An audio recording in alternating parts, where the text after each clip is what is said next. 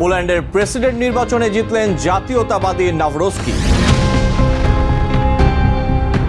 ইউক্রেনে রাশিয়ার হামলায় 5 জন নিহত, আহত অনেকে।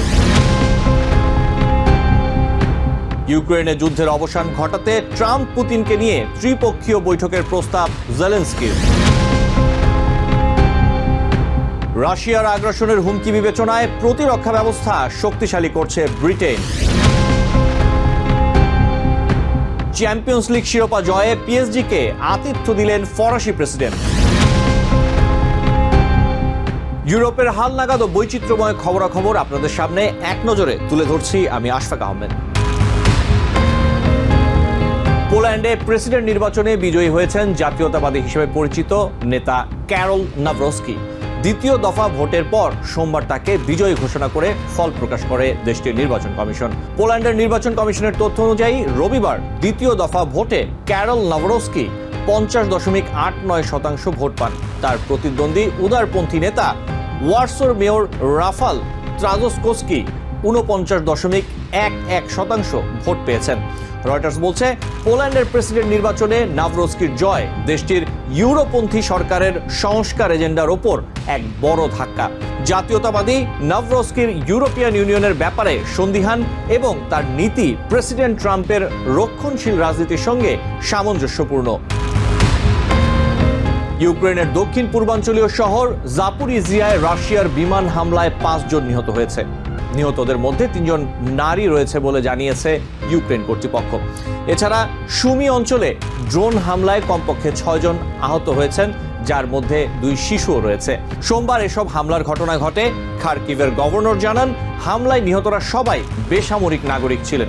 হামলায় বহু ঘরবাড়ি পুরোপুরি ধ্বংস হয়ে গেছে। তবে হামলার বিষয়ে এখনো পর্যন্ত কোনো মন্তব্য করেনি রাশিয়া।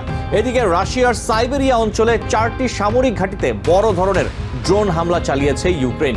এতে রাশিয়ার 40টির বেশি যুদ্ধবিমান ক্ষতিগ্রস্ত হয়েছে বলে দাবি ইউক্রেনের। রাশিয়ার সাথে যুদ্ধের অবসান ঘটাতে ট্রাম্প পুতিনকে নিয়ে ত্রিপক্ষীয় বৈঠকের প্রস্তাব দিয়েছেন ইউক্রেনের প্রেসিডেন্ট ভলোদিমির জেলেনস্কি। সোমবার লিথুয়ানিয়ার রাজধানীতে অনুষ্ঠিত ভিলনিয়াস সামিটে তিনি এ প্রস্তাব দেন।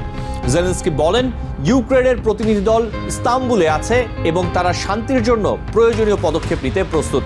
তিনি বলেন, স্বাভাবিকভাবেই শুরুটা হওয়া উচিত যুদ্ধবিরতি এবং মানবিক পদক্ষেপ, বন্দীদের মুক্তি এবং অপহূত শিশুদের ফিরিয়ে দেওয়ার মধ্য দিয়ে।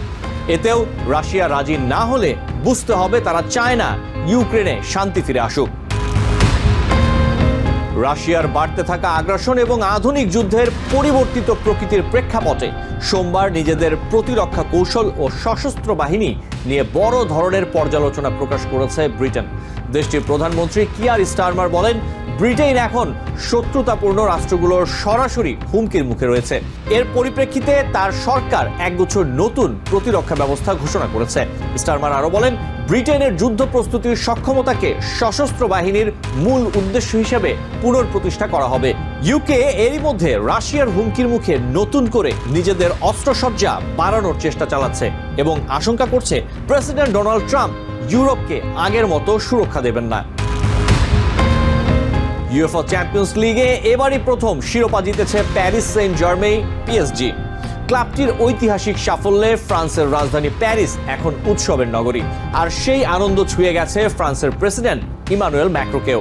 বিজয়ী দলকে অভিনন্দন জানাতে সোমবার রাতে নিজ বাসভবনে তাদের আতিথ্য দিয়েছেন তিনি। এ সময় পিএসজির জন্য দিনটি গৌরবের বলে উল্লেখ করেন ম্যাক্রো।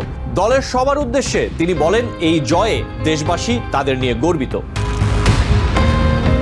এক নজরে প্রতিদিন ইউরোপের খবর জানতে চোখ রাখুন TVN24 নিউজ নেটওয়ার্কের ইউটিউব ও ফেসবুক পেজে। নিউ ইয়র্ক থেকে সম্প্রচারিত TVN24 টেলিভিশন বিশ্বজুড়ে বাঙালির কণ্ঠস্বর।